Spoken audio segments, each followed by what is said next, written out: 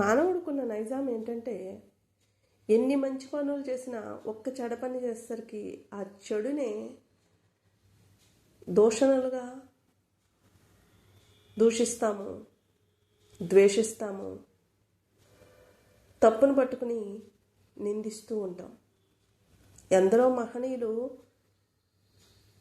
యొక్క మార్గమును అనుసరిస్తే ఆ ఒక్క తప్పు కూడా మనము చేయకుండా జీవించిన వారం అవుతాము, తరిస్తాము.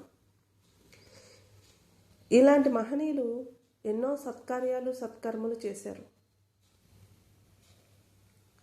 లోకాన్ని అంతటినీ ఒకటిగా చూడాలని.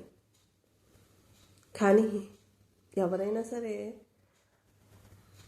పెద్దలు చెప్పిన మాటను సద్దన్నం మూటగా భావించాలి. పెద్దలు అంటే ఎవరు? మనం పూజించి ఆరాధించి వారి జీవన విధానం కొనసాగించిన హిమాలయ యోగులు యొక్క మార్గాన్ని అనుసరిస్తే మనము ఈ జన్మలోనే తరిస్తాము. ఒక రాముడికి వశిష్ఠ మహాముని, విశ్వామిత్రుడు రాముడికి మాత్రమేనా, మనకి బోధించినట్టే.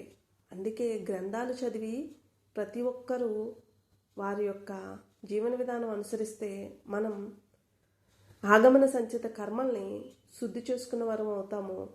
ప్రారంధంలో ఎన్నో సత్కర్మలు చేసిన వారం అవుతాము.